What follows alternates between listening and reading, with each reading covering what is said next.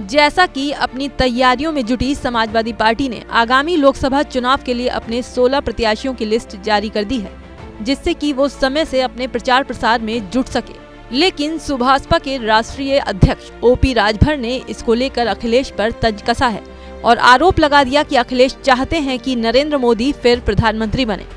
राजभर ने समाजवादी पार्टी के मुखिया अखिलेश को लेकर कहा कि सपा ने जानकर ये लिस्ट इतनी जल्दी जारी की है जिससे कांग्रेस को संकेत मिले और वो अलग हो जाए, क्योंकि जिस तरह से टीएमसी आप अलग हो गई तो अखिलेश भी अकेले यूपी में चुनाव लड़ना चाहते हैं। उनका विषय है ये सूची जारी करके, और कांग्रेस को एक कहावत है कि राजा को पता नहीं मुसहर बन बांट ले, तो कांग्रेस को 11 सीट देकर कांग्रेस को ये संकेत दे रहे हैं कि तुम भी अलग हो जाओ। जैसे नीतीश जी चले गए, ममता चली गई, पंजाब वाले मना कर दिए कि नहीं गठबंधन नहीं, तो उसी तरह अखिलेश जी भी अकेले चुनाव लड़ना चाहते हैं। राजभर ने आगे कहा कि अब अखिलेश को ईडी और सीबीआई का डर सता रहा है, क्योंकि अखिलेश के खिलाफ भी कई जांचें चल रही हैं। उन्हें जेल जाने का डर है, इसलिए वो चाहते हैं कि 2024 में मोदी जी फिर से प्रधानमंत्री बने। अब उनको भी डर सता रहा है कि लालू जी की तरह फिर हमारे साथ कहीं ना हो ईडी सीबीआई जो जांच चल रही है खनन वाले में, गुमती रिवर फ्रंट में, तो पूरा परिवार इधर उधर ना हो जाए, जेल की सलाखों में न जाए। इससे जो है बचने के लिए अखिलेश जी चाहते हैं कि 24 में माननीय नरेंद्र मोदी जी प्रधानमंत्री बने। ये उनके दिल में है, दिल की बात मैं अखिलेश जी की बता रहा हूँ। इसी के साथ राजभर ने एक बार फिर से वही पुरानी बात दोहराई जो उन्होंने कुछ महीनों पहले कही थी कि अखिलेश दिन में बीजेपी के खिलाफ रहते हैं और रात में पीएम सीएम के आवास पर गुलदस्ता देने पहुंच जाते हैं।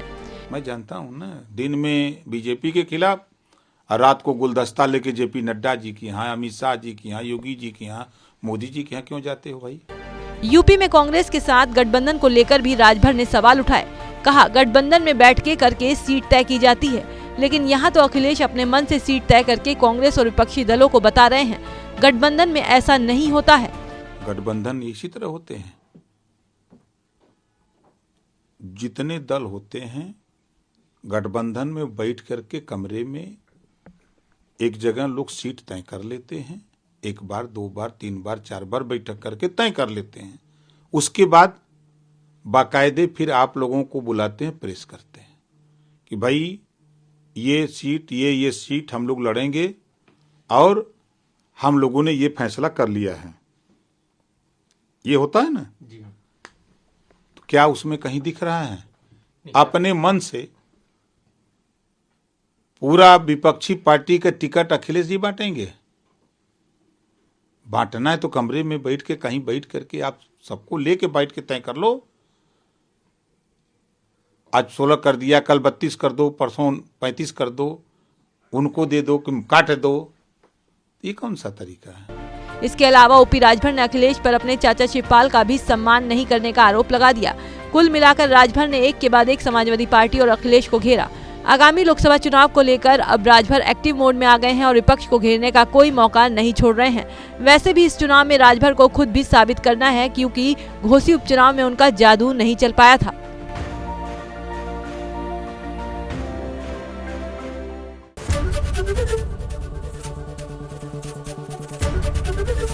एबीपी गंगा, खबर आपकी, जुबान आपकी।